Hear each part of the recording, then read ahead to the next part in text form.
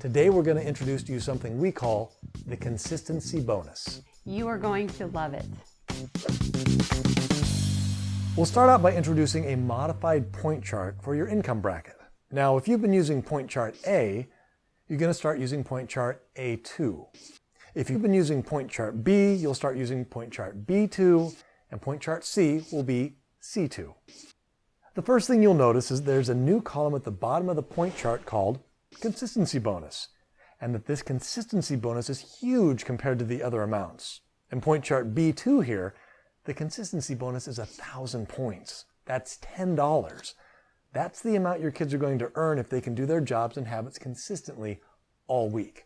The other thing you'll notice is that the amounts your children will earn for doing their jobs has gotten smaller. Here on point chart B, it used to be that doing the dishes was worth 25 points each time. Now it's only worth 10 points. What we did is we took a little money out of the daily chores and turned it into the consistency bonus. So this new point chart won't cost you any more money. The budget is still the same. We've just reallocated some of that money to help motivate your kids. Here's how it works. We suggest you choose one daily chore and one daily habit that you would like to see your child work on. We'll use Caleb here as an example.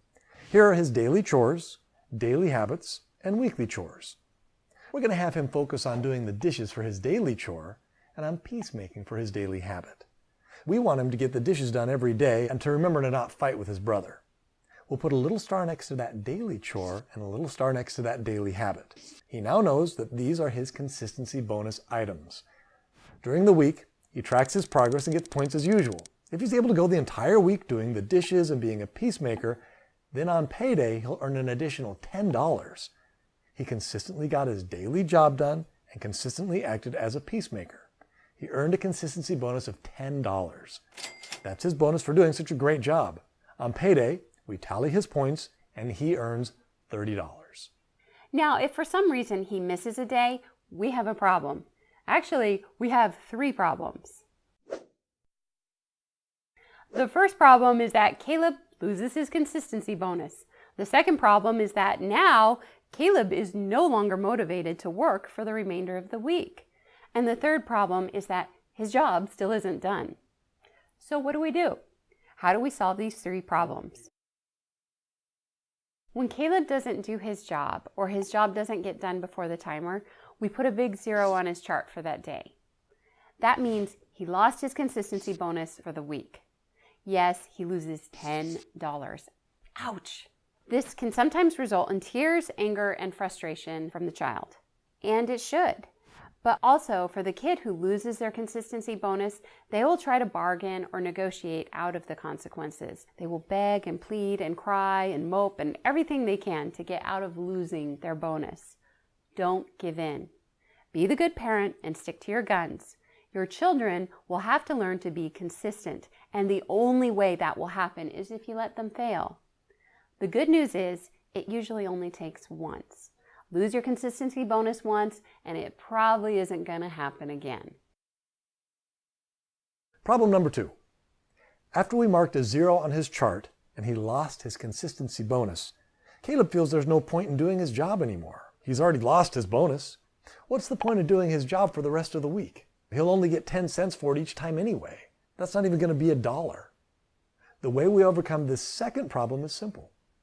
Let your children know that for every 0 on their point chart, they're going to have to pay a $1 substitute fee.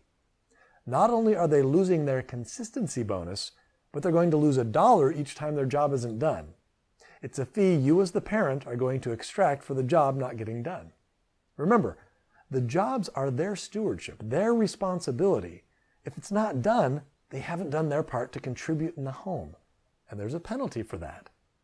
That should motivate your children to keep working, even if they've already lost their consistency bonus. Which brings us to problem number 3. The job still isn't done, and someone has to do it. It still has to get done. You can't just not do the dishes and leave them like that. You can't just let the garbage overflow all week because someone doesn't want to do their job. The home still has to run. Jobs still have to get done. These jobs are not optional. So what do we do with the dollar we charge Caleb for not doing his job? Well, we go and we hire someone else to do the work. We hire the first person who got their own job done, and we pay them the dollar. A 100-point bonus for completing an extra chore. So let's say the timer beeped and Caleb didn't get his job done. But Trixie got her job done really fast. She was focused and worked hard and got her job done really quickly. First, we turn to Caleb and say, "I'm sorry, but the timer just beeped and your job does not pass inspection. I'm going to give your job away now." We then turn to Trixie, who got her job done first, and ask if she wants to earn an additional dollar for finishing Caleb's job. Of course she wants that extra dollar, so she says yes, and she starts on Caleb's job. Wait, a whole dollar? Well, yes. After all, she's already done her job. She already worked hard. You're asking her to do an additional job. So it's not going to pay just 10 cents. It's going to pay $1. It's like overtime pay. It's good money. And it doesn't matter if Caleb's job was not done at all or if he only had a tiny bit left to do. Trixie will still get the full $1. Even if there were only 5 dishes left to do, she gets the full $1. And when she's done, all we do is mark 100 on our point chart for when she was the job substitute.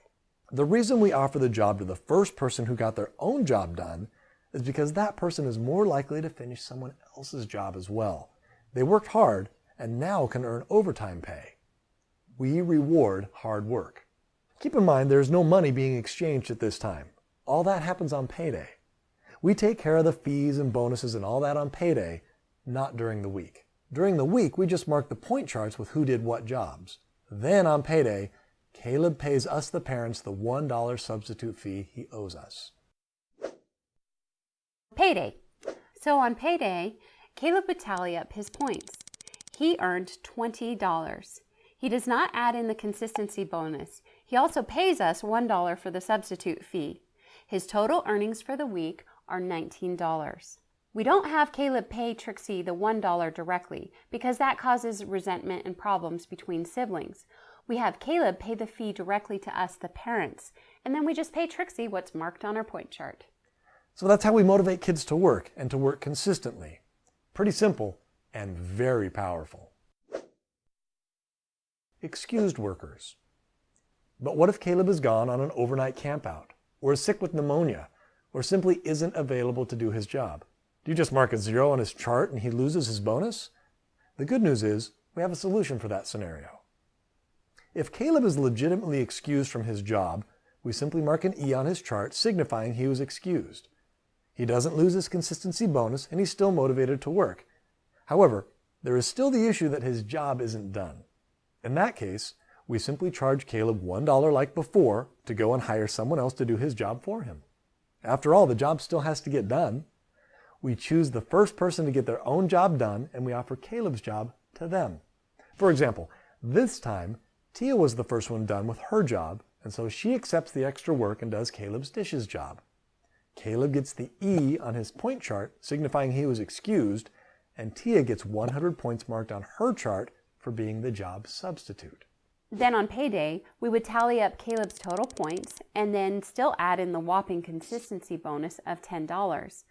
However, we would still collect $1 from him for the E that was on his chart, and he would earn $29. Tia would tally her points and include in her total the $1 she earned for doing Caleb's job. She would earn $33. Everything is nice and clear and marked on the point charts. No guessing who did what jobs or who substituted for whom. And on payday, it all evens out. Now, if Caleb is gone all week, say to scout camp, he'd lose all his money paying others to do his job. In that case, simply reassign his job while he is gone and offer $1 for each time someone else substitutes for him, up to 10 times.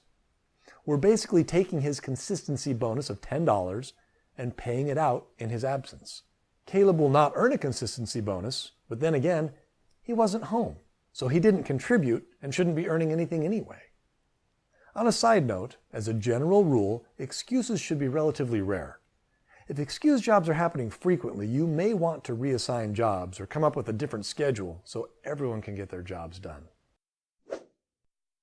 Let's do a couple more examples.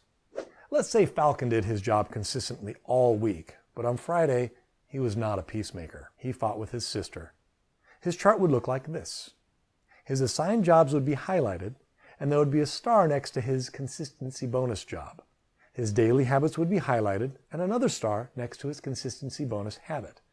He would have hash marks for the number of times he did his job, and hash marks for all the times he did his daily habits. Only for Friday, he would have a 0 on his consistency bonus habit. That means he would lose his consistency bonus of $10. On payday, we would tally up all his points for all his jobs and habits, including weekly jobs, and that's it. We simply won't include the $10 for the consistency bonus. Here's another example. Let's say Ruby was so excited to leave to her grandparents' house for the weekend, and she forgot to do her job, which was laundry. We mark a 0 on her chart for Wednesday, and then E's for Thursday, Friday, and Saturday. On the next payday, Ruby will not get her consistency bonus. In addition, she will have to pay $1 for the 0 on Wednesday, as well as $3 more for the E's on Thursday, Friday, and Saturday. Her total would only be $9. She will be sad, but hopefully she'll remember that she has to do her job even when it's inconvenient. It pays to be consistent. And one more example. Tia was having a perfect week. She cleaned the bathrooms every day and remembered to write in her journal every night. Way to go. Then she got the stomach flu on Saturday and wasn't able to do her job. On payday, she tallies up her points for daily chores, daily habits, and weekly chores. She subtracts for the E on Saturday when she was sick, and then circles her consistency bonus for $10. She didn't lose her consistency bonus because she had no 0s on her chart. Her total is $31. What a good week. And that's it. The consistency bonus is a powerful tool. With the consistency bonus in place, the jobs get done so much faster. There's absolutely no need for nagging or reminding, and the jobs get done, rain or shine. This is where kids start to embrace their jobs. Rewarding kids for consistency is the great secret to teaching kids to love to work. We hope you enjoy the new point charts with the consistency bonus. This is a system that I personally use in my house. I rely on it. It's what makes everything run smoothly. It will work for you.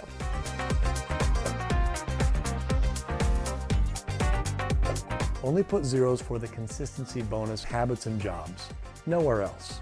If they don't do their other jobs or habits, they won't lose their consistency bonus. They just won't get paid for them. Remember, when doing payday, be sure to always be positive and upbeat.